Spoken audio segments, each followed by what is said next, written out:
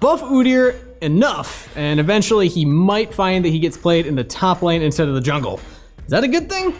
I mean, he's getting played, right? What's going on, Summoners? My name is Kangas, and I'll be your host for this video. It's a brand new patch, and that means we get another set of brand new Korean builds for you guys. This time, we'll be bringing you some new builds that you might not know about for patch 10.21. For those of you on the hunt for some new builds to find an edge over your opponents, look no further, because we're always scouting and searching through various games to find any emerging trends. With that said, another thing you can do to get better at League and have an edge on your opponents is head on over to ProGuides.com. Over there, we've got courses, coaches, live classes, and even offer VOD reviews for you guys. If you want to get better fast, then that's where you need to go. With that said, let's talk about our question of the day. Which champion needs a new skin? We see a lot of amazing skins released patch after patch. There's always those few champions that don't seem to get any of the spotlight. I know Ornn is a champion who only has his base skin and one extra. Everyone needs some love, and I'm sure Ornn mains would appreciate having more cosmetic options. Let me know your answers in the comments below, because I'd love to hear them. With that said, let's jump into the video. As always, we'll begin with the top lane. Our very first build is one that we actually saw Udyr use at Worlds. If you haven't been watching, no worries. He played Conqueror Kennen in the Damwon vs Rogue game on day 6 of the Worlds group stages. The power of this build was apparent as he was playing against Sion, a melee top laner. Conqueror Kennen is a great way to further abuse ranged advantages. Stacking up Conqueror is no problem. You got your basic attacks, but you also have your abilities. Landing Q and following up with W instantly applies 4 stacks of Conqueror. If you have your W passive loaded up on an auto attack, it's an even easier way to cast your W. In cases where your enemies play very aggressively, you'll be able to max out your Conqueror stacks quickly to gain the bonus sustain from Conqueror. This will make you even harder to take out, and of course, you'll gain an immense amount of AP for doing so. Since you're ranged, you'll likely have poked down your opponent well before these all-ins, and thus will come out on top with the extra damage you'll get from Conqueror. For runes, run Conqueror, Presence of Mind, Legend Alacrity, Cut Down, Taste of Blood, and Ravenous Hunter. Cut Down is especially great because you're going to be playing against tanks and bruisers most of the time. Naturally, they'll have more health than you. And you can even start Cole if you want to further reduce your starting health. For items, you'll build Hextech Protobelt, Liandry's Torment, Mercury Treads, Zhonya's Hourglass, Void Staff, and finally, Rabadon's Deathcap. While we just talked about him, we have another Kennen build as well. Udyr also used this setup in other games, and for good reason. Rather than Conqueror, Unsealed Spellbook is another excellent choice for Kennen. Based on the matchup, you'll want access to a variety of different summoner spells. Defensive options like Barrier, Heal, and Exhaust are great ways to shut down aggressive opponents that have to commit for their fights. Alternatively, spells like Ghost and Ignite allow for some more aggressive creativity. You can access Grievous Wounds for free, or gain a burst of movement speed to make it easier to land your ultimate. For runes, take Unsealed Spellbook, Magical Footwear, Minion Dematerializer, Cosmic Insight, Taste of Blood, and Ravenous Hunter. For items, go ahead and buy Hextech Protobelt, Morellonomicon, Sorcerer's Shoes, Liandry's Torment, Zhonya's Hourglass, and Void Staff. Another build we're seeing more in the top lane is for Camille. Camille is a dominant force in the top lane right now, and we don't see that changing anytime soon. One of her greatest strengths is how versatile she is. Grasp of the Undying is one of the most popular choices on her right now because it makes her laning ridiculously powerful and also gives her some extra tankiness to work with later on. Given how versatile she is, it should come to no surprise that Omni Stone is actually an excellent choice for her. She really is one of the best champions to use this keystone because of how well she can use basically every keystone. Of course, she'll sometimes be able to use Grasp of the Undying, but other times, she'll also have chances to utilize a burstier keystone like Press the Attack or even Electrocute. Grasp of the Undying does fall off a bit late into the game, so having access to more keystones over short spans of time can really come in handy in the mid to late game. For runes, run Omni Stone, Magical Footwear, Biscuit Delivery, Cosmic Insight, Shield Bash, and Bone Plating. For items, you'll build Trinity Force, Death's Dance, Mercury Treads, Steric's Gauge, Guardian Angel, and Ravenous Hydra. The final top lane build we want to mention is appropriate, given the numerous buffs Udyr has received. That's right, we're talking about Udyr in the top lane. Phoenix Stance Udyr is something players have been experimenting with, and they've been finding a good amount of success with him in that top lane. Essentially, your game revolves around the build in Sustain from Turtle Dance and the high damage output from Phoenix Stance. You can go for favorable trades with a combination of Turtle Stance's shield and Phoenix Stance's damage output. With a Sunfire Cape, you'll also be able to get some extra burn damage with Bear Stance. Essentially, you're extremely hard to kill, have a ton of sustain, and deal a decent amount of damage as well. For runes, run Grasp of the Undying, Shield Bash, Second Wind, Overgrowth, Biscuit Delivery, and Time Warp Tonic. Shield Bash works extremely well with Udyr's Turtle Stance, and the combination of Time Warp Tonic, Grasp of the Undying, and Udyr's Innate Sustain makes him an extremely difficult champion to take out. Finally, you'll want to build Sunfire Cape, Abyssal Mask, Ninja Tabby, Warmog's Armor, Iceborne Gauntlet, and Gargoyle Stoneplate for your items. That's it for the top lane, so make sure to take a look at the screen for a recap of those builds. Alright, hopefully you got those because we've got to move on to the jungle next. First in the jungle, let's talk about Taric. You heard that right. The crusade of fabulous never stops. Taric jungle is an uncommon niche pick, but we've taken notice of a couple players using it in high elo Korean solo queue. There are a ton of ways to play Taric jungle, but the setup we've got for you guys this time is a much more aggressive one. Taric's damage output is much higher than you would expect from a champion labeled as a support. His passive really does it for him. Even at level 1, he gains 25 bonus magic damage for 2 basic attacks, and also gains 100% attack speed for them. The fact that he's able to instantly take his Q off cooldown by attacking twice means that he's basically at full power anytime you want to fight him at melee range. The extra attack speed means it's also extremely easy to activate basic attack keystones like press the attack. Land your stun, smack your opponents around a bit, and you're gonna deal a sizable amount of damage. While the damage does fall off past the early game, the utility does not. Taric is an excellent supportive teammate that keeps his allies alive through sustain, crowd control, and of course, his invaluable ultimate. For runes, run Press the Attack, Presence of Mind, Legend Tenacity, Last Stand, Biscuit Delivery, and Cosmic Insight. For items, build Cinderhulk, Ninja Tabby, Knight's Vow, Gargoyles, Stoneplate, Mikhail's Crucible, and Spirit Visage. We recommend Stalker's Blade on Taric as it'll make it easier to land your stun, and more important than dealing damage is being able to get on top of your enemies so that you can continuously auto-attack them. Next up in the jungle is Sanguine Blade Shaco. The norm right now is to either run Dark Harvest or Hail of Blades on him, so honestly, we're not going to really shock you with runes. However, Sanguine Blade is an incredible item on Shaco, and it can honestly shake things up for him altogether. Let's talk about why.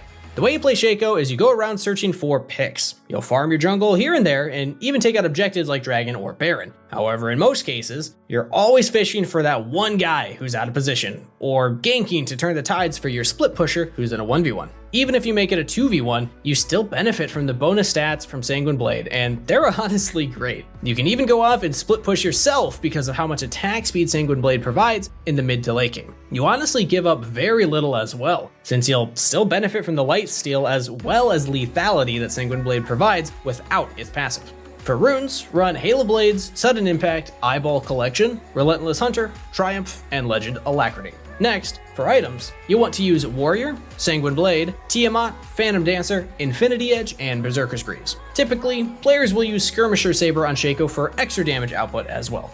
Finally, we've got Jax in the jungle. Jungle Jax isn't anything new, but it's not something we would have expected to succeed in high elo Korean solo queue. With this season's items and runes, it's no surprise that change was imminent. Jax's high damage output and scaling make him a big threat in the jungle. Successful ganks can allow him to snowball immensely and quickly take over games all by himself. Also, given Jax's built-in attack speed steroids and low cooldown on W, his clear speed quickly ramps up and he's able to mow through camps after level 6. You'll want to run Conqueror, Triumph, Legend Tenacity, Coup de Grace, Sudden Impact, and Ravenous Hunter for your runes, followed by Blood Razor, Trinity Force, Ninja Tabby, Death's Dance, Dead Man's Plate, and Steric's Gauge for items. If your opponents are hard to stick on, trade out Steric's Gauge for a Frozen Mallet. In most cases, players tend to prefer Skirmisher's Saber on Jax for that extra dueling power. Jax is mobile enough and his crowd control is very straightforward, so Stalker's Blade isn't as important on him. And that's it for the jungle builds. Take a last look at the screen for that recap. Save them for later so you can give them all a try. Next up, let's head into the mid lane. Rumble is a champion that we've been seeing less and less in the top lane and more in the mid lane. What we didn't expect was for Rumble players to start using Conqueror on him in that position. It's not something they do every game, but it's a nice adaptation for certain matchups, especially ones where your opponents want to get up and close and scrap with you. Rumble has some amazing AP ratios, and he can also benefit from the full value sustain bonus from Conqueror as he is a melee champion. Against other melee champions or in matchups where closing the distance is easy, Conqueror is a great choice to maximize Rumble's damage output. For runes, you'll run Conqueror, Triumph, Legend Tenacity, Coup de Grace, Ravenous Hunter, and Taste of Blood. For items, go with Leandri's Torment, Zonia's Hourglass, Cirque Shoes, Void Staff, Rabadon's Deathcap, and Morellonomicon. Our next mid lane build is one that's been played for quite a while on the Korean servers. However, given its presence at Worlds this year, we felt the need to bring it back up in our video. This is a build we've gone over in previous episodes, but with it being used at this year's most important tournament, we expect its popularity to only increase. The build in question is, of course, Predator Galio. The key is, Galio is not reliant on a keystone to lane effectively. He has enough wave clear with his Q, E, and passive to get by. In cases where his opponents do want to fight him, he's tanky enough to take a fight and also deals a sizable amount of damage because the base value of his spells are actually very high. His passive short cooldown also means that he can at least go even in most fights, even if he doesn't have a keystone suited for combat. What Predator does is it allows him to roam more effectively to other lanes or to set up ganks for his own lane. In cases where he chunks out his opponents, he can aggressively activate Predator and hunt down his opponents solo as well. Predator is a great keystone for Galio, as the only thing keeping him from murdering every single opponent on the enemy team is, of course, distance. By running it, you have a very versatile keystone that will allow you to either chase after enemies or effectively roam to other lanes. For runes, run Predator, Taste of Blood, Eyeball Collection, Ingenious Hunter, Nimbus Cloak, and Transcendence. Nimbus Cloak provides some more movement speed to help you hunt down your prey. Since you're using Predator, you'll naturally want to run Ingenious Hunter to synergize with it and lower the cooldown between uses. The items are Hextech Protobelt, Mercury Treads, Zonia's Hourglass, Morellonomicon, Rabadon's Deathcap, and Void Staff. That covers our mid lane builds, so take a look at the screen for a final recap of those, because we're ready to head in and talk about the bottom lane next. First up in the bottom lane is a build for Jinx. Jinx is a pretty solid character, but it does feel like she struggles to shine in the current bottom lane meta. Other picks like Samira and Caitlyn continue to dominate the bottom lane meta, and Jinx has been relegated to a kind of pocket pick. Overall, she's still really good, and if you're dedicated to playing her, I've got good news for you, because plenty of high elo players are still finding tons of success with her. One reason for this might be because of the Conqueror rune. Jinx's W and R have crazy good AD ratios. Her W gains 160% of her AD as bonus damage, while her ultimate gains up to 150% of her bonus AD as extra damage on primary targets, alongside 120% for secondary ones. Needless to say, these numbers are extremely high. But the ultimate question is, why would you take Conqueror over Lethal Tempo or Fleet Footwork? Ultimately, it does come down to preference. Conqueror is going to benefit you in very long exchanges or team fights because it provides raw damage as well as sustain. Lethal Tempo is better suited for short bouts that end when the bonus attack speed fades, while Fleet Footwork is there for sustain and that extra mobility. However, like with any marksman, extra damage can only help, and I'm sure Jinx players will be happy getting free Adaptive Force from a rune. Speaking of which, you'll run Conqueror, Presence of Mind, Legend Bloodline, Coup de Grace, Nimbus Cloak, Absolute Focus. The items are pretty typical, with Infinity Edge, Berserker's Greaves, Runeant's Hurricane, Rapid Fire Cannon, Mercurial Scimitar, and Guardian Angel being your core purchases. Of course, you can make necessary adjustments based on your opponent team's composition. Now we've got another build from Worlds that we want to talk about. Surprisingly enough, we actually saw Kalista played recently by Damwon Gaming's Ghost. Death's Dance is a new item that was introduced this season, and thus, we've got a new build to talk about. Kalista is a powerhouse early to mid game champion who quickly falls off in the late game. You pick her for a strong lane, and because she enables her support to play much more aggressively than they'd be able to otherwise. While Kalista doesn't typically build items in the same way that many other marksmen do, she still manages to deal a decent amount of damage through her sustain. We're used to a combination of Bloodthirster and Blade of the Rune King, but now we've got the option of Death's Dance instead. Considering that Kalista is usually dancing around, frolicking, and hoping to survive by kiting, Death's Dance is actually a great item for her. It fits her playstyle very well, as you're usually off on your own trying to kite a diver, hoping to eventually stick enough spears into them for that final execution. Death's Dance provides a defensive stat and also converts some upfront damage into a bleed effect, meaning that you'll be able to take a pretty big hit, but still have time to try and heal enough health back to survive. For runes, run Lethal Tempo, Overheal, Legend Alacrity, Coup de Grace, Nimbus Cloak, and Gathering Storm. Gathering Storm will help you keep up with your opponents even if games drag on for a bit longer than intended, so it's quite important to run. For items, build Blade of the Rune King, Runeant's Hurricane, Berserker's Greaves, Death's Dance, Mercurial Scimitar, and Mortal Reminder.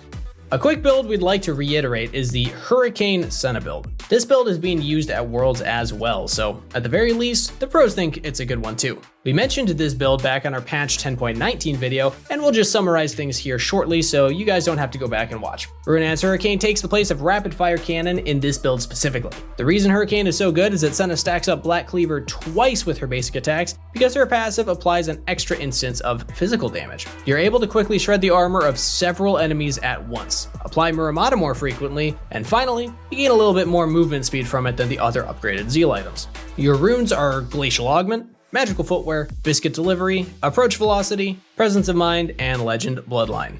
Finally, the items are Muramata, Black Cleaver, Runeance Hurricane, Boots of Swiftness, Infinity Edge, and Mortal Reminder. That covers our bot lane builds, so take one last look at the screen for a recap of all of them. I especially like these ones, so make sure to give them a try in the normal game to see if you like them too. Finally, let's wrap things up with my favorite position, support. Once again, this is a build we saw pulled out at Worlds, but it's also one we've recently seen trending in Korean solo queue as well. Halo Blade's Tahm Kench is in. What makes it viable is how quickly he can apply and acquire taste onto an enemy. Applying 3 stacks makes it so that Tahm Kench's next Q will stun, or instantly allow him to swallow his opponent whole with his W. In either case, this allows for much more aggressive play and catches many players off guard. After all, hitting an enemy champion with Tahm Kench's W briefly renders them helpless, as he can slowly walk around with them and release them where he pleases. The trade-off is that you'll be a bit squishier with this build, but hey, just kill your opponent before they kill you, right? It works, but yes, it can absolutely backfire in cases where you can't break through and catch your opponents out. You'll need to play smart and commit hard to any chance your opponents give you. For runes, run Halo Blades, Cheap Shot, Zombie Ward, Relentless Hunter, Biscuit Delivery, and Approach Velocity. Finally, build Bulwark of the Mountain, Mercury Treads, Knight's Vow, Locket of the Iron Solari, Gargoyle Stoneplate, and Shirelia's Reverie. That's it for support, so take one last look at the screen for that recap like always. Thank you all so much for watching. That's going to conclude this episode of Korean Builds. Like always, feel free to subscribe so we can continue to provide you guys with content just like this. The season is coming to a close soon, so we hope you all continue grinding and make those pushes for the goals you set for yourself earlier in the season. Until next time, best of luck on Summoner's Rift.